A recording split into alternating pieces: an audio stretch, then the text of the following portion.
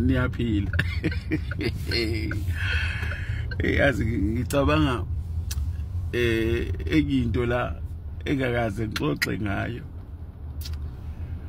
Nakho ngelinye ilanga yabona uma ngitshela abantu ukuthi ipokwe lezemali zazi umqondo wakho sasuka ekhaya ukuthi wena uzela uzokwenzani nibangaki. Akho ngelinye ilanga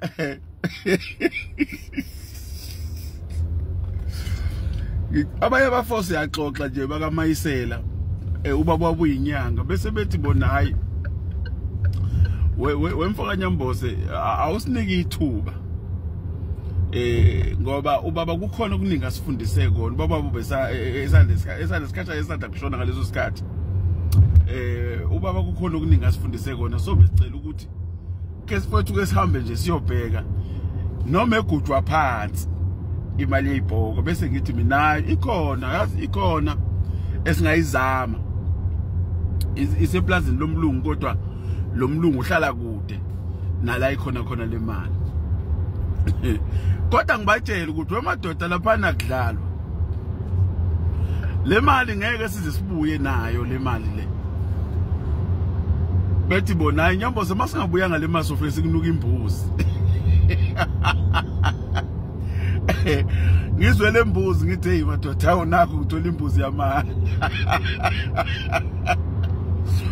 Mana ke ngixoxela indaba. Sisukeke nabafoka bakaMayisela ke kwakuwumgqibelo nje sisuke egaza sekuseni u5:30 ehlobo sekuyakhanya sinikele khona kuthathwa amapiki kuthathwa amafosholo sinikele khona.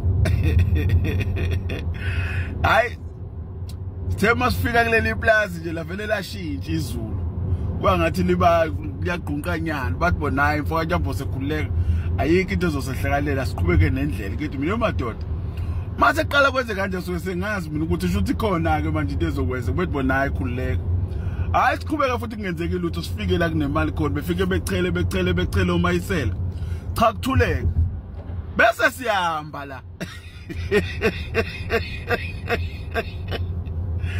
Hey simbe uma sifika lapha kude khonkolo siqephu sigcina sinqobileke soqephu ukhonkolo impoko ezithulele nje zingalo inhlobo futhi zithulele impoko cha sifike emabhodweni mabili lamabhodo kuneromkani nje futhi kodwa inemali engagcwele lamabhodo amakhulu lamabhodo lawa awamakhulu kakhulu kodwa agcwele phezulu asivula imali ayikhona sithululele esakeni ngoba kuphathwa isaka lapha ngeke uphathe inhlobo yesikhwama bese sithulele esakeni.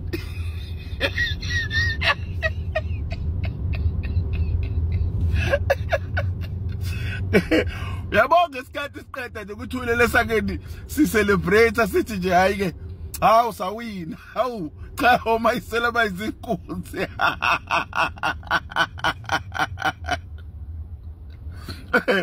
Uma sithi vele ukuthi imemfu amasosha u4 ahamba ngamahashi aphethe ibhamu lesama rifle.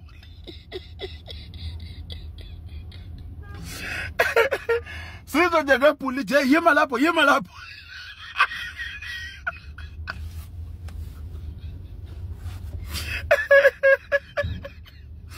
Uyabaleka lo mdala kaMayisela bedubula inyawo emethe.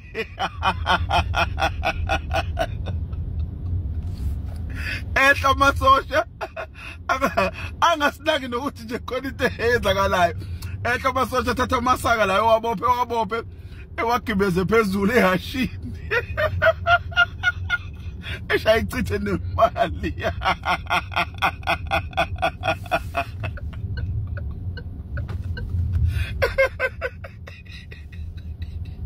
Sesimbe sambusa kulokho sisebenza. Shuthi babesibuka nje bethi yabo laba labazoqeda khona.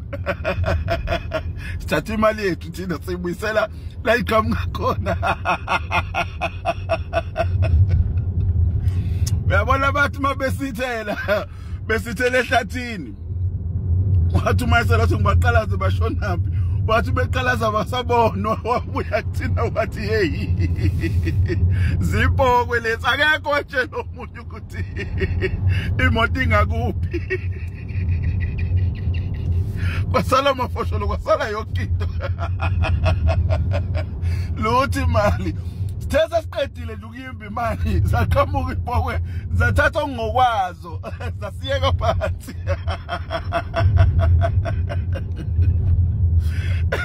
so mangitshela abantu ukuthi abona ipokwe lezi zasemkhetheni zazi yonke into zabona nje futhi ukuthi shothi hayi zingane lezi izobhedela sithatha imali sesisebenzile sikhupha hey bafethu hey yabona ipoko zemali ayi bafethu ngiyantshela mina hey yabezwa nje usithole bethi bazokhipha 50,000 angibahambise bafuna ukungipha imali uma sesibuyele emuva sebethi yakhombuza ozoyithola wena la samba nawe la uzodlala ngathi lapha labantu bathunywe uzothatha le mali hayi ngoba uthi ipoko nayo ipoko bathe yakhombuza ngagcina ngayithola ngimbuzi yey madoda